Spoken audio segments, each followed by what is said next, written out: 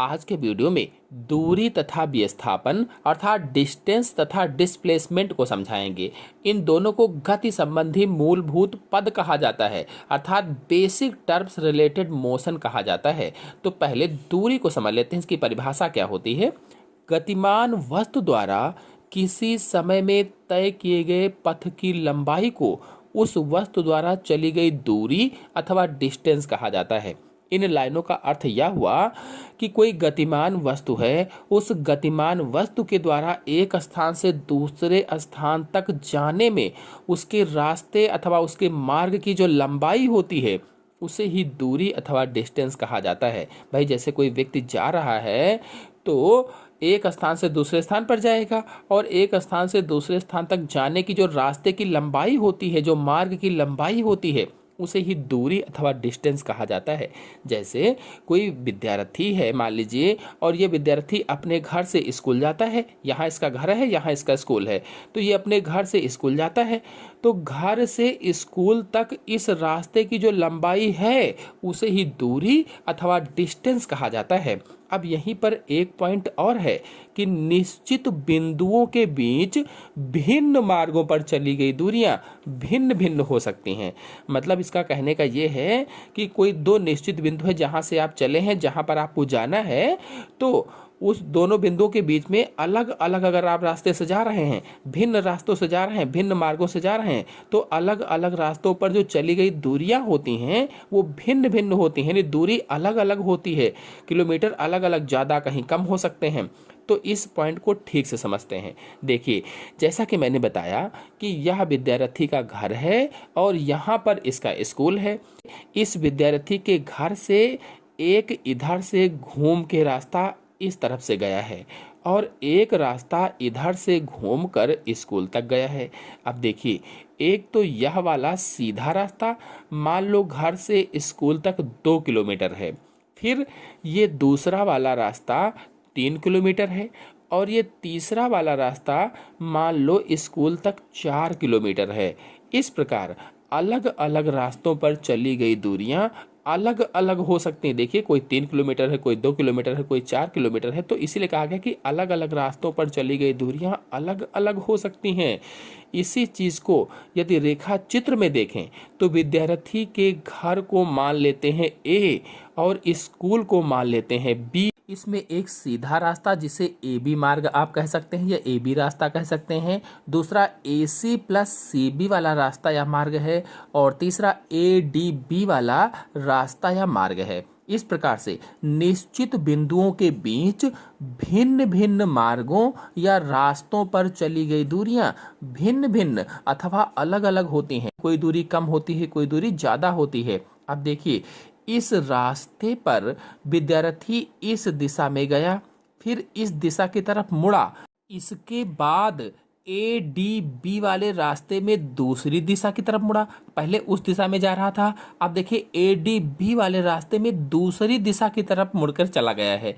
इस प्रकार से किसी वस्तु द्वारा चली गई दूरी से यह ज्ञात नहीं होता है कि वस्तु किस दिशा में जाती है और वह अंत में किस स्थान पर पहुंचेगी। इसलिए दूरी एक अदिश राशि है। इसीलिए दूरी को क्या कहा जाता है? अदिश राशि। जिसमें दिशा निश्चित ना हो उसे क्या कहेंगे? अदिश राशि कहेंगे। अथवा जो डिस्टेंस है ये स्केलर क्वांटिटीज होती है, अदिश राशि होती है। चलिए अब विस्थापन को समझा देते हैं। तो किसी गतिमान वस्तु की अंतिम व प्रारंभिक स्थितियों के बीच के अंतर को वस्तु का विस्थापन अथवा डिस्प्लेसमेंट कहा जाता है। अथवा इस परिभाषा को दूसरी तरह से भी हम कह सकते हैं कि किन्हीं दो बिंदुओं के बीच ऋजुरेखीय मार्ग पर, ऋजुरेखीय मार्ग यानी सीधे मार्ग पर निश्चित दिशा में चली गई दूरी विस्थापन अथवा डिस्प्लेसमेंट कहलाती है। इस परिभाषा को एक उदाहरण के माध्यम से आपको समझाते हैं। तो यह विद्यार्थी का घर है और ये है स्कूल। इसके घर से स्कूल तक रास्ता इधर यहाँ से यहाँ तक, फिर इस तरफ मुड़कर यहाँ स्कूल है। मान लीजिए या मान लेते हैं कि यहाँ से यहाँ तक की दूरी 4 किलोमीटर है और यहाँ से यहाँ तक की दूरी 3 किलोमीटर है। मतलब घर से स्कूल जाने का जो रास्ता है इसकी कुल दूरी 4 और 3 प्लस 7 किलोमीटर है। टोटल दूरी कितनी है? 7 किलोमीटर है। अर्थात विद्यार्थी 7 किलोमीटर चल करके स्कूल पहुंचता है। तो ये जो लंबाई है 7 किलोमीटर की, इसे ही दूरी अथवा डिस्टेंस कहा जाता है।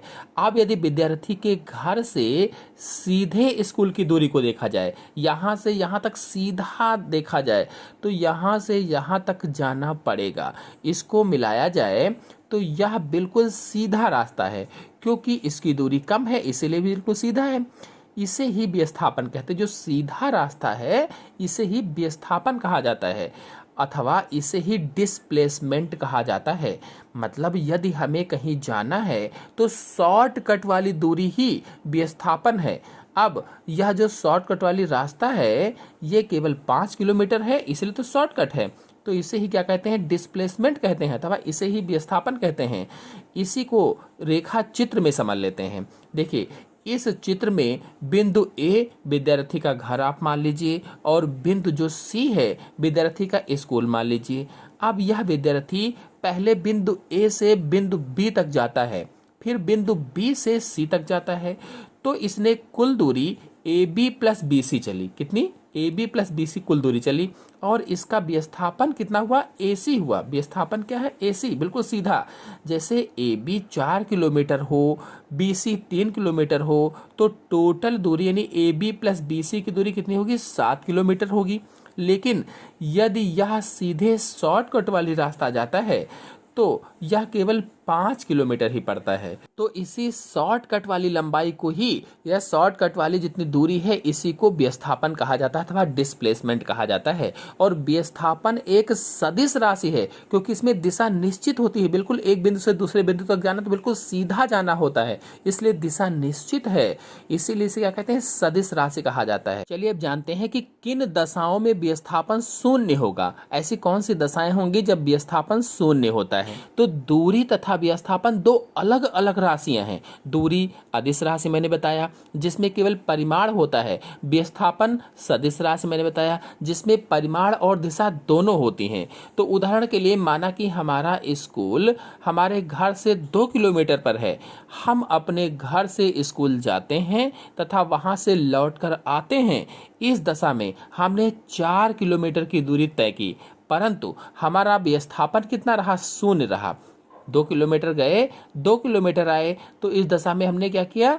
4 किलोमीटर की दूरी तय की, लेकिन हमारा विस्थापन क्या है? शून्य ही रहा, क्योंकि जितना गए उतना चले आए। विस्थापन कहीं है ही नहीं, सीधे ही जाना है आपको, इसलिए शून्य हो गया। इससे कम दूरी कोई है ही नहीं, तो विस्थापन क्या हो गया? शून्य हो गया, क्योंकि हमारी स्थिति में कोई परिवर्तन नहीं हुआ।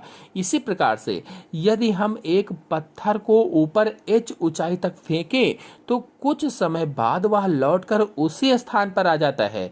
इस प्रकार पत्थर का विस्थापन कितना हुआ? शून्य हो जाएगा। ऊपर फेंकी गई वस्तु जब नीचे आती है तो ऊपर जाएगी, सीधे ही नीचे आ जाएगी, तो उसका विस्थापन शून्य हो जाएगा। परंतु उसके द्वारा चली गई दूरी कितनी होगी? तो 2h हो जाएगी।